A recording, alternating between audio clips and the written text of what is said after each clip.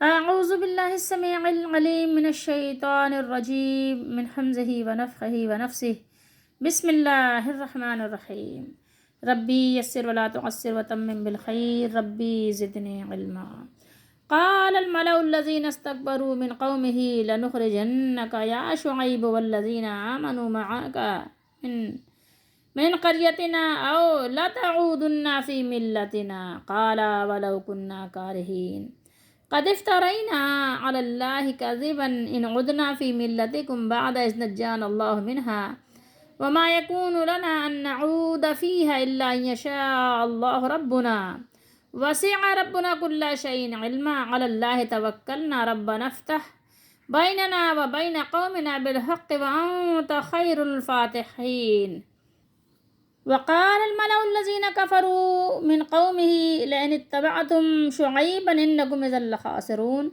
فأخذتهم الرجفة فأصبحوا في دارهم جاثمين الذين كذبوا شعيبا كأن لم يغنوا فيها الذين كذبوا شعيبا كانوا هم الخاسرين.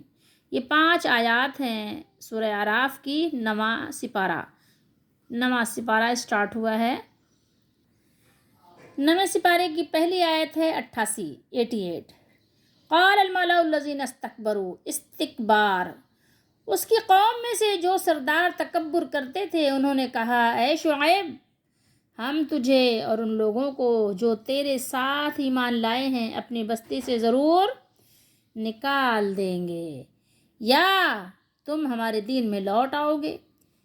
ٹھیک ہے، 2-3 انہوں نے آپشن دیے کہ آپ نے یہ کرنا ہے اور اگر آپ نے یہ نہیں کرنا تو پھر ہماری طرف سے آپ کے لیے یہ ری ایکشن ہوگا. ٹھیک ہے، شعیب علیہ السلام نے کہا کیا ہم تمہارے دین میں آ جائیں، کیا ہم واپس آ جائیں اس ناپسندیدہ مکروہ دین میں، اگرچہ ہم اس سے کراہت کرتے ہیں، ناپسند کرتے ہیں.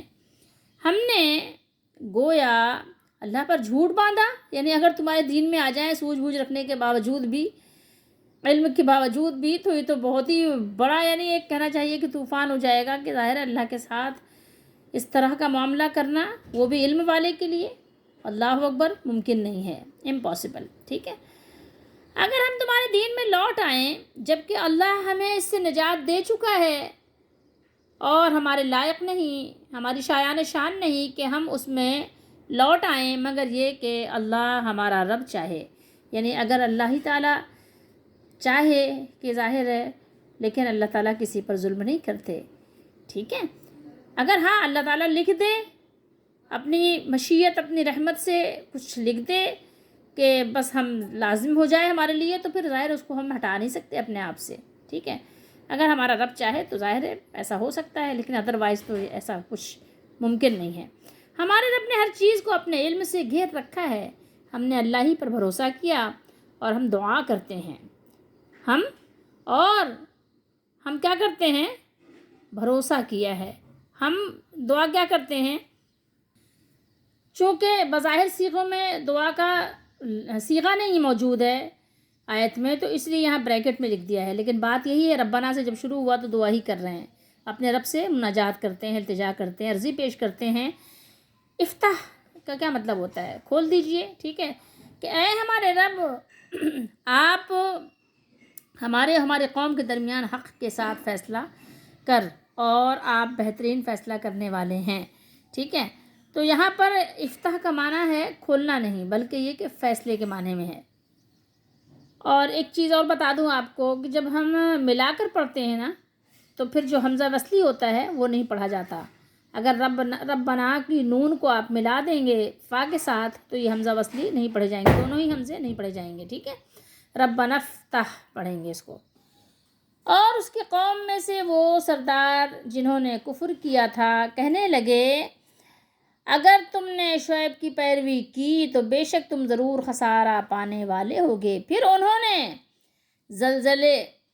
انہیں کیا ہوا؟ پھر ان کو یا انہیں زلزلے نے آ پکڑا. پھر ان کو زلزلہ آیا اور زلزلے نے ان کو پکڑ لیا اور ان کو دبا دیا. سو وہ اپنے گھروں میں اوندھے پڑے رہ گئے۔ اللہ تعالیٰ ہم سب کو اپنے عذاب سے، اپنے ناراضگی سے بچائیں، آمین۔ جن لوگوں نے شعیب کو جھٹلایا وہ یوں ہو گئے جیسے ان گھروں میں کبھی بسے ہی نہ تھے۔ جن لوگوں نے شعیب کو جھٹلایا وہی خسارہ پانے والے تھے۔ قال الملأ الذین، جیسے کبھی آپ نے سنا ہوگا کچھ لوگ کہتے ہیں نا کہ دوسرے مالے میں رہتے ہیں، یعنی دوسری منزل، یعنی اونچائی کے لحاظ سے، تو یہ سرداروں کے لیے استعمال ہوتا ہے۔ اور جیسے آپ ملائی بھی بولتے ہیں نا، کیونکہ وہ اوپر ہوتی ہے، ٹھیک ہے، بالائی منزل بھی آپ بولتے ہیں، اس طرح کی چیزیں آپ بولتے ہیں نا، مالا بالا، یعنی اس کا مطلب کیا ہوتا ہے؟ اوپر، اونچا، بڑا، سردار، ٹھیک ہے۔ تو قوم کے جو یعنی مالدار طبقے کے لیے بھی استعمال ہوتا ہے، لیکن یہ جو یہاں پر صیغہ استعمال ہوا ہے یہ ہے باب استفعال سے، ٹھیک ہے، استکبار۔ یہاں پہ تو ظاہر ہے جمع کا صیغہ ہے یہ، جس کا معنی کیا ہوتا ہے؟ عموماً طور پر اس کا معنی ہوتا ہے طلب، کسی چیز کی طلب کرنا، جیسے استسقاء، پانی کو طلب کرنا، ٹھیک ہے۔ تو وہ سردار بننے کے بہت خواہش مند تھے، طالب تھے، طلبگار تھے، کہ گویا ان کی طلب یہ تھی کہ یعنی ان کو بڑا مانا جائے، وہ بڑے رہیں، بڑے بن کر رہنا ان کو پسند تھا۔ استکبار ان کو طلب تھی، صرف تکبر ہی نہیں تھا، طلب بھی تھی تکبر کی، ٹھیک ہے۔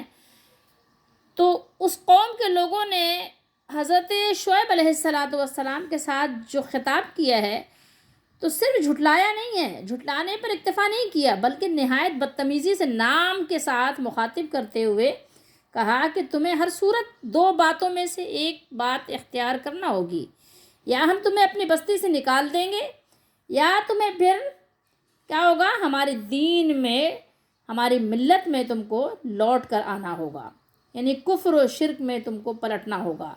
اب تم سوچ لو کہ اپنے لیے ان میں سے کون سی بات پسند کرتے ہو، ٹھیک ہے، یا تو ہماری طرف سے زد و کوب کو برداشت کرو، اور یا تو پھر کیا کرو؟ ہمارے دین میں لوٹ آؤ۔ زیادہ دیر نہیں، صرف تھوڑی دیر ذرا یہاں وقفے کر کے آپ تصور کیجئے کہ جب نبی کے ساتھ قوم یہ برتاؤ کر سکتی ہے تو ماں و شما کا کیا پھر شمار ہے؟ میرے اور آپ کے ساتھ جو بھی کرے وہ کم ہے۔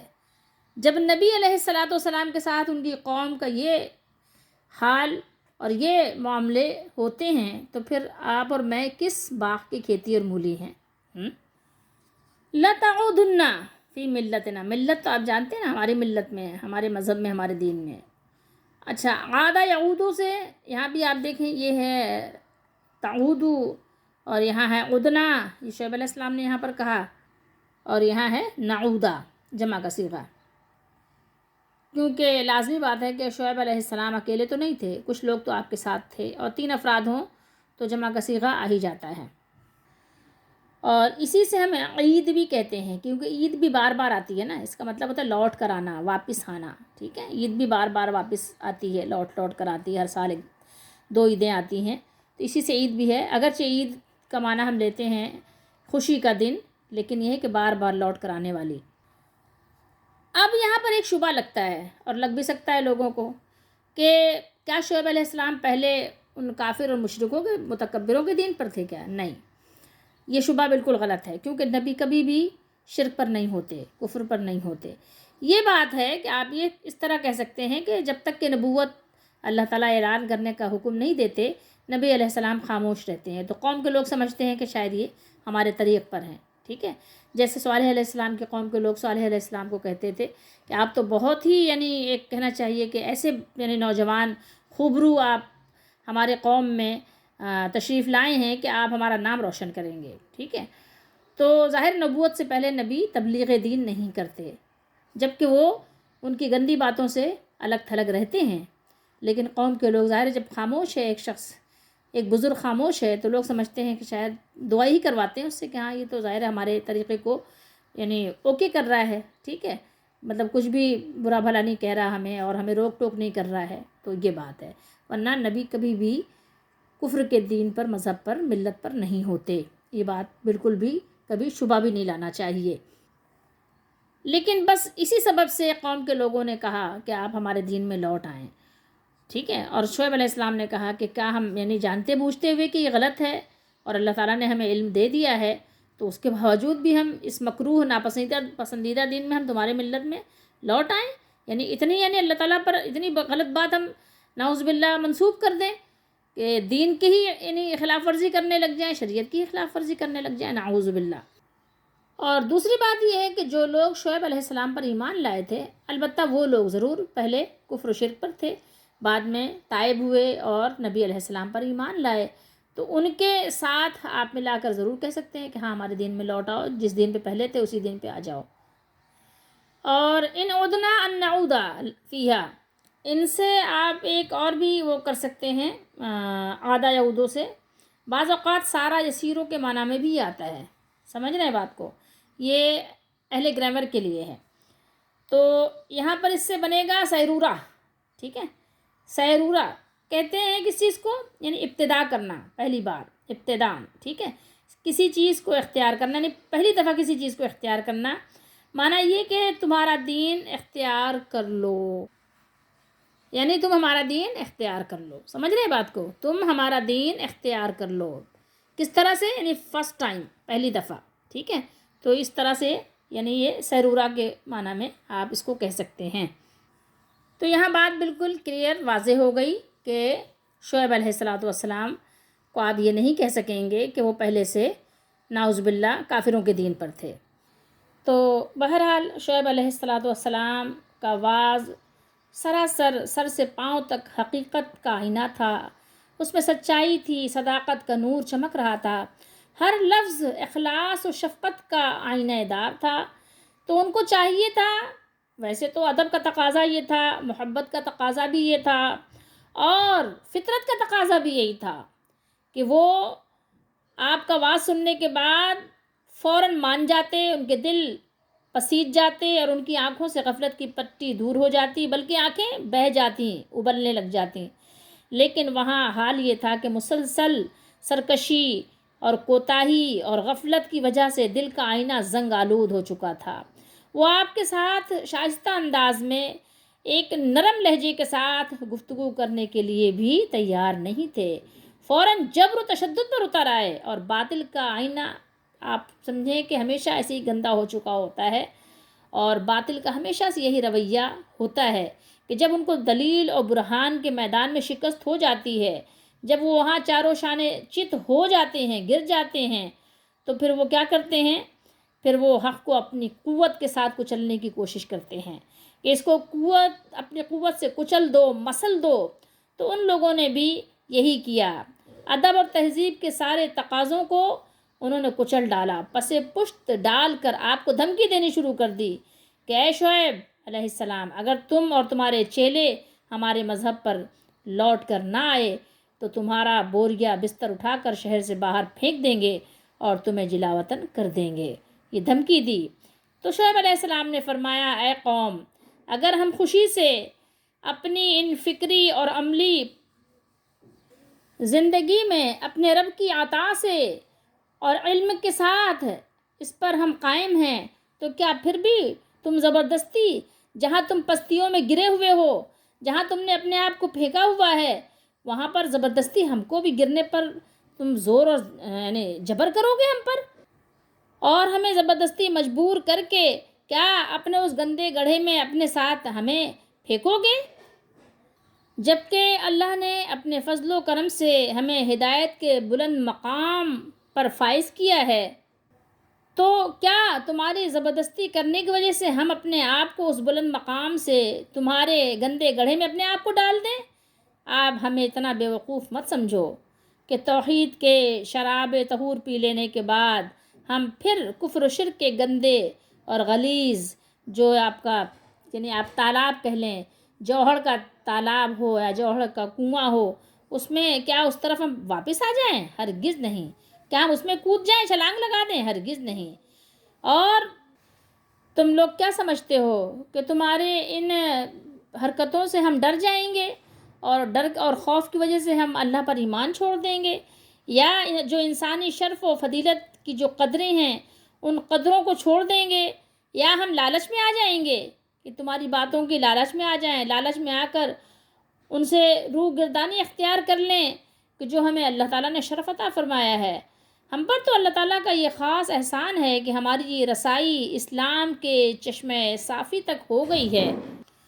قال اولو کننا کارہین، فرمایا کیا اگرچہ ہم اس کو ناپسند کرتے ہیں، ہم اس کو مکروہ جانتے ہیں، ہم اس سے کراہت کرتے ہیں، ہمیں تو تمہاری یہ دونوں ہی باتیں گوارا نہیں ہیں، تو کیا پھر بھی ہم ایک بات کو تمہاری اختیار کر لیں، یا تمہارے دین میں آ جائیں اور یا شہر بدر ہو جائیں؟ تو ایسا ممکن نہیں ہے۔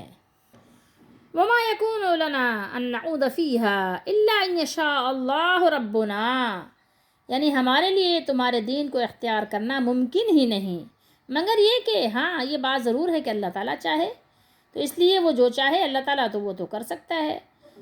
اب ہم جو یہ دعویٰ کر رہے ہیں کہ دوبارہ تمہارا دین اختیار نہیں کریں گے، وہ بھی اپنے بلبوتے پر نہیں کر رہے ہیں، بلکہ اللہ تعالیٰ کی دی ہوئی توفیق کی بنا پر کر رہے ہیں، کیونکہ ارادہ خواہ کتنا ہی نیک ہو، ٹھیک ہے، کتنا ہی نیک ہو، اور اس کا پورا ہونا اللہ تعالیٰ کی مشیت پر ہی موقوف ہے۔ سمجھ رہے ہیں بات کو؟ یعنی یہاں پر اس استثناء سے یہ نہیں سمجھنا چاہیے کہ شعیب علیہ السلام کو کوئی شک تھا، ہرگز نہیں، شک نہیں تھا، بلکہ انہوں نے یہ بات صرف اپنی عاجزی کے اظہار اور اپنے آپ کو اللہ کے سپرد کرنے کے لیے کہی ہے، اور اس میں دوسرے مومنوں کو بھی شامل رکھا ہے۔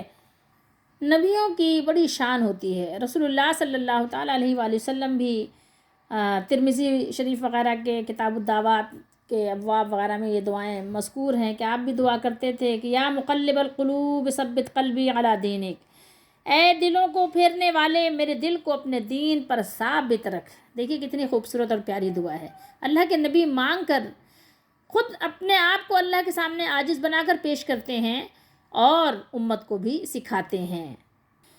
اب یہاں دیکھیے کہ شعیب علیہ السلام نے پہلے اپنا پختہ ارادہ اور عزم بتایا کہ ہم راہ راست کو کسی قیمت پر بھی چھوڑنے کے لیے تیار نہیں، اور اس کے لیے بڑی سے بڑی قربانی پیش کرنے پر آمادہ ہیں، راضی ہیں۔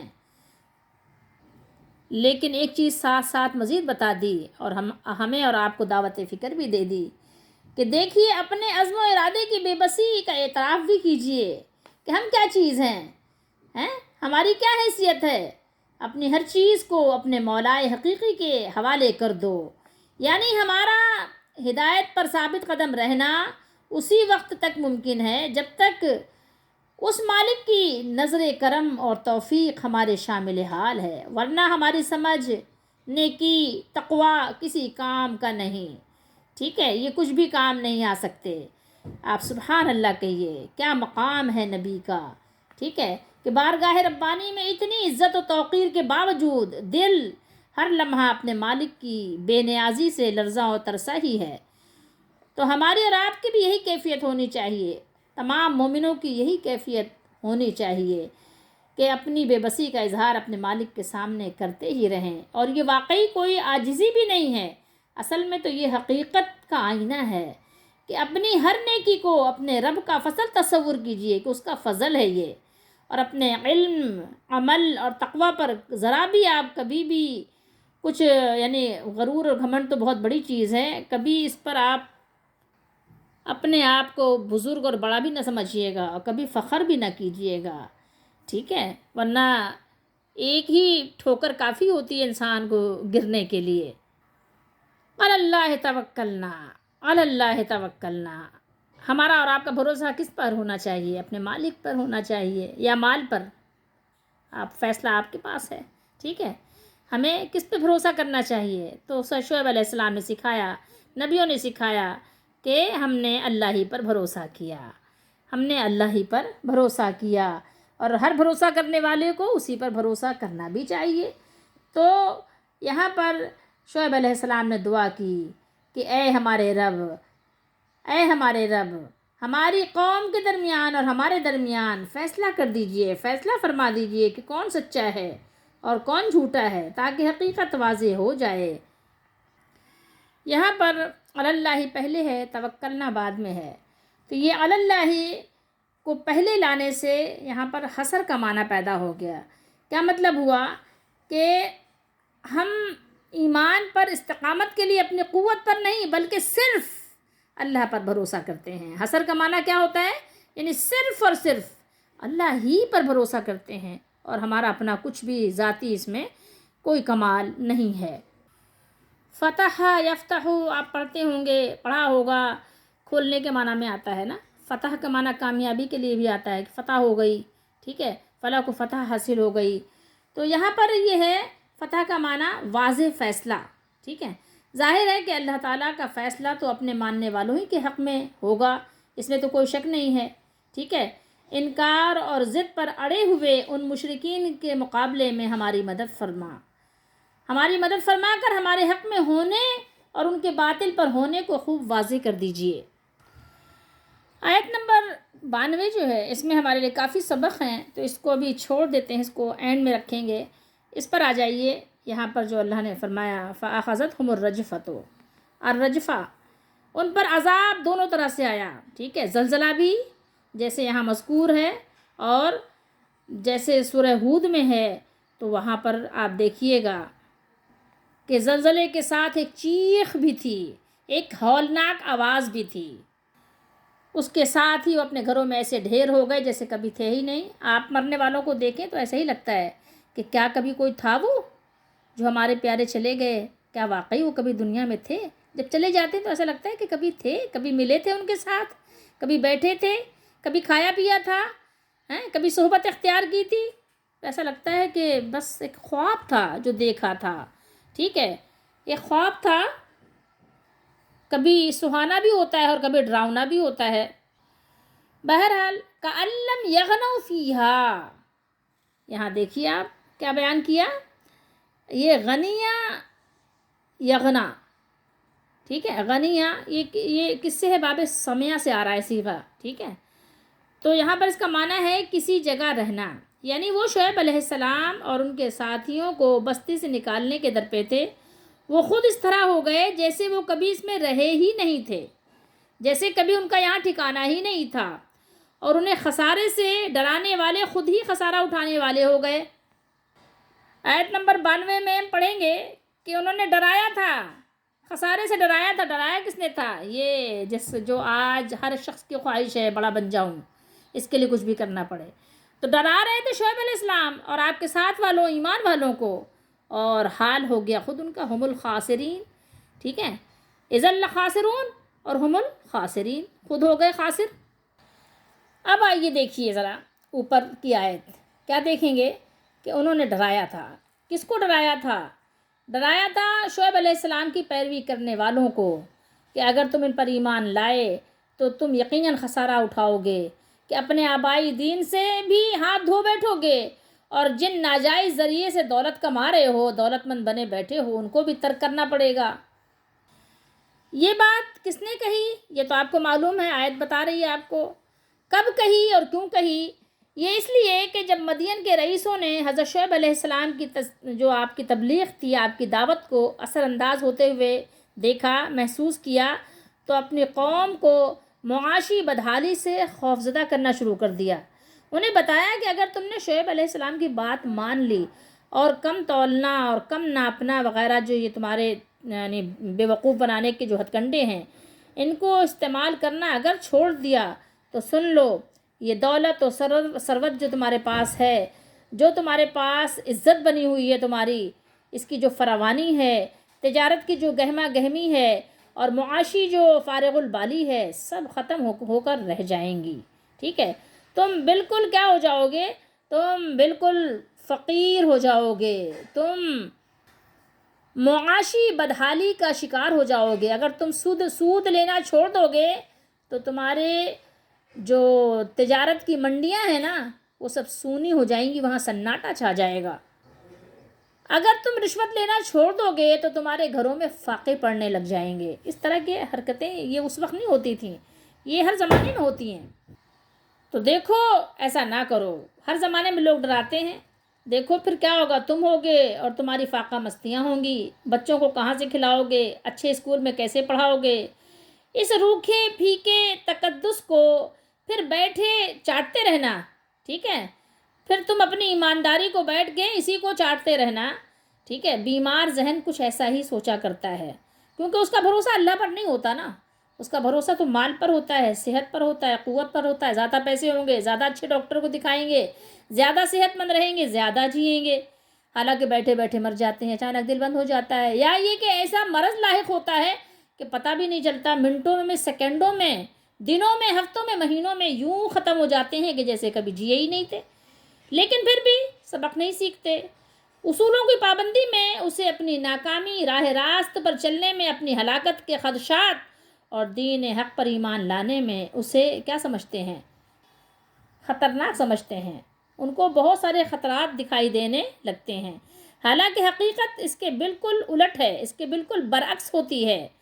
نبی ایسے ہی بیمار ذہنوں کے علاج کے لیے مبعوث کیے جاتے ہیں، نبی آتے ہیں، ان کو بتاتے ہیں کہ دیکھو ایسا نہیں جیسا تم سوچ رہے ہو، مدت دراز تک رہے وہاں پر، یہ بتا رہے ہیں صیغے کہ وہاں بہت عرصہ اقامت گزین رہنا اور رہائش گاہ کو وہ اختیار کرنا، لیکن اس کے باوجود جب مسلسل نافرمانی اور سرکشی کی اور ان پر عذاب الہی آیا تو وہ ایسے ہلاک و برباد ہو کر رہ گئے اور ان کے شاندار محلات اور کشادہ حویلیوں میں الو بولنے لگے۔ جب زندگی اپنے تمام نخروں سمیت محو خرام تھی، وہاں خاک اڑنے لگی اور ایسا معلوم ہوتا تھا کہ گویا یہاں کبھی کوئی آباد ہوا ہی نہیں تھا۔ یہ ان کا حال ہو گیا تھا۔ آج بھی یہی کچھ حال ہو رہا ہے لوگوں کا، گھر بھی ویران ہو رہے ہیں، بستیاں بھی ویران ہو رہی ہیں، ملک بھی ویران ہو رہے ہیں، لیکن لوگ پھر بھی توبہ کرنے کو تیار نہیں ہیں، سبق حاصل کرنے کو تیار نہیں ہیں۔ وہ ہے نا، لاکھ نخرے دکھاؤ سر جھکانا پڑے گا، لاکھ نخرے دکھاؤ موت کو گلے سے لگانا پڑے گا، اور ایک دن قبر میں اترنا بھی پڑے گا، ٹھیک ہے؟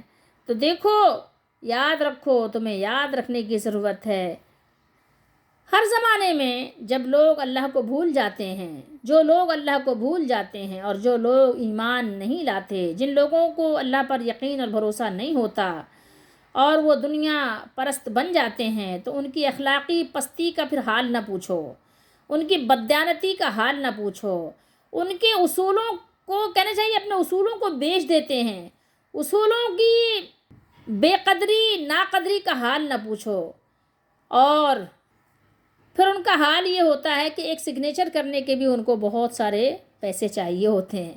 آپ کو پتہ ہے؟ ہاں، سب کو ہی پتہ ہوگا، کوئی ایسا نہیں ہے کہ کسی کو پتہ نہ ہو، سب کو پتہ ہے، ٹھیک ہے؟ تجارت اور دیگر بنیادی معاملات بددیانتی کا شکار ہیں، آپ اپنی آنکھوں سے دیکھ سکتے ہیں، دغا بازی، دھوکہ بازی، سود خوری، رشوت بازاری، فریب کاری، گویا کہ کہیے کہ تمام طرح کی برائیوں کا ہر طرف دور دورہ ہے۔ کوئی اپنی زبان قال سے نہ بھی کہے تو حال سے بہرحال ہر شخص یہی سمجھ رہا ہے کہ سچی بات کرنے سے، صاف بات کہنے سے کاروبار تباہ ہو جاتے ہیں، حلال کھانے سے روزی میں برکت نہیں ہوتی۔ فی الحال اور فی زمانہ بھی جس کا بھی یقین اور ایمان کمزور ہو گیا ہے، تو ان لوگوں کو چاہیے کہ وہ اہل مدین کے حالات کا بغور مطالعہ کریں، ان پر یہ حقیقت روشن ہو جائے گی کہ اللہ تعالیٰ کے احکام کی تعمیل میں صرف عقبہ کی نجات ہی نہیں ہے، صرف آخرت کی نجات نہیں ہے، بلکہ دنیا کی خوشحالی بھی مضمر ہے، اسی میں پوشیدہ ہے، اور ان سے آپ نے اگر پھیر لیا تو رخ پھیر کر مڑ کر جانے والے صرف اپنی آخرت ہی خراب نہیں کرتے، بلکہ اپنے ہاتھوں اپنی اس زندگی کو بھی تمام حقیقی خوشیوں اور راحتوں سے محروم کر دیتے ہیں، ٹھیک ہے؟ جو لوگ اس خوف کی وجہ سے شعیب علیہ السلام پر ایمان نہیں لائے تھے، جو لوگ آج بھی اس خوف کی وجہ سے قرآن پر عمل نہیں کر رہے ہیں، سنتوں پر عمل نہیں کر رہے ہیں، صحابہ کرام رضی اللہ تعالیٰ عنہم کے طریق پر نہیں چل رہے ہیں، تو دیکھ لیں وہ کہ اہل مدین نے بھی یہی سمجھا تھا کہ اگر شعیب علیہ السلام کی شریعت پر عمل شروع کر دیا تو وہ مفلوق الحال اور کنگال ہو جائیں گے اور ان کی معاشی بدحالی کا آغاز ہو جائے گا۔ اللہ تعالیٰ نے ہمیں یہاں تنبیہ فرمائی ہے کہ ان کے یہ سب اندیشے غلط ثابت ہوئے ہیں اور نتیجہ ان کے خلاف ہوا ہے۔ وہ لوگ جنہوں نے اللہ کے نبی کے دامن میں پناہ لی ہے، وہ تو دین اور دنیا دونوں جہان میں کامیاب ہو گئے ہیں، اور جنہوں نے اللہ کے نبی کی نافرمانی کی، قرآن و سنت کے خلاف ہوئے، ان کی دنیا بھی برباد اور آخرت بھی برباد ہو گئی ہے۔ تو یہاں پر سبق ہے ان لوگوں کے لیے بھی، ہم سب کے لیے بھی، کہ جو لوگ محض نام نہاد اور بے بنیاد اقتصادی زبوحالی کے خوف سے شریعت اسلامیہ کے واضح احکام میں رد و بدل کرنے کے لیے بےتاب نظر آتے ہیں، ان کے لیے بھی سبق ہے، اور میرے اور آپ کے لیے بھی سبق ہے، اس میں سبق سیکھیں۔ تو میں اور آپ اس میں اپنے لیے سبق دیکھیں اور اپنے آپ کو اللہ کے عذاب سے بچانے کی بھرپور کوشش کریں، اس سے پہلے کہ زلزلے کا عذاب آ جائے، یا ایسی کوئی چیخ و پکار شروع ہو جائے، یا آپ کے جو کھانے پینے کی اشیاء ہیں وہی آپ کی قوم سے دور کر دی جائیں، ہٹا دی جائیں، یا آپ کے دسترس سے باہر ہوں۔ آپ یعنی کہنا چاہیے نا کہ آپ کے رینج میں ہی نہیں آئیں، آپ لینا چاہیں آپ لے ہی نہ سکیں، تو آپ کو اس سے پہلے توبہ کرنی ہے اور اللہ پر بھروسہ کرنا ہے، جیسا کہ اللہ کے نبیوں نے بھروسہ کیا اور ان کے ساتھ والوں نے، ایمان والوں نے بھروسہ کیا۔ ایک حدیث ہے بخاری شریف کی، حدیث نمبر ہے 2059۔ تو رسول اللہ صلی اللہ علیہ وآلہ وسلم نے فرمایا کہ لوگوں پر ایک زمانہ آئے گا کہ انسان کوئی پرواہ نہیں کرے گا کہ جو اس نے حاصل کیا ہے وہ حلال ہے یا حرام ہے۔ تو آپ دیکھ سکتے ہیں کہ کم و بیش ہمارے درمیان وہ زمانہ ہے، اللہ ماشاء اللہ جن پر اللہ تعالیٰ نے اپنا خاص فضل کیا وہ تو اور بات ہے۔ تو زیادہ مال لوگوں کو اسی لیے چاہیے کہ وہ سمجھتے ہیں کہ مال کے ذریعے سے عزت حاصل ہوگی، حالانکہ ایسا نہیں ہے۔ اگر مال سے عزت حاصل ہوتی تو انبیاء علیہم الصلاۃ والسلام خوب مال والے ہوتے، لیکن اللہ کے نبی صلی اللہ علیہ وسلم نے فرمایا میں تو یہ پسند بھی نہیں کرتا کہ میرے پاس احد پہاڑ کے برابر بھی سونا ہو اور میں 1 رات یا 3 رات اس کو گزرنے دوں اپنے گھر میں، الا یہ کہ مجھ پر قرض ہو تو قرض کے لیے روک لوں گا کہ ظاہر ہے جس سے قرض لیا ہے وہ آ جائے، جب تک اس سے ملاقات نہ ہو جائے اس کو ادا نہ کر دوں تو جب تک رکھ لوں، ورنہ اس کے علاوہ تو 1 درہم آپ نے فرمایا کہ میں رکھنا گوارہ نہیں کروں گا کہ جب تک کہ یعنی سب کو اللہ کی راہ میں تقسیم نہ کر دوں۔ تو اگر مال کی بات ہے تو مال تو یقیناً عزت کا باعث نہیں ہے، لیکن لوگ مال کے ذریعے سے عزت تلاش کرتے ہیں اور خواہشوں کی تکمیل میں لگے رہتے ہیں۔ خواہشیں جنت میں پوری کیجیے گا، ضرورتیں پوری کیجیے، اللہ تعالی ہم سب کو سمجھ دے، لیکن ہمارے حالات ایسے ہیں کہ وہ ہر شاخ پہ الو بیٹھا ہے، انجام گلستاں کیا ہوگا۔ برباد گلستاں کرنے کو صرف ایک ہی الو کافی ہے، اور جب ہر شاخ پہ الو بیٹھا ہو تو انجام گلستاں کیا ہوگا، تو وہی انجام نظر آ رہا ہے۔ مجھے آپ کو بس اپنی اپنی اصلاح کی اب فی الحال فکر کرنی ہے، کیونکہ لوگ میری اور آپ کی بات سننے کو تیار نہیں ہیں۔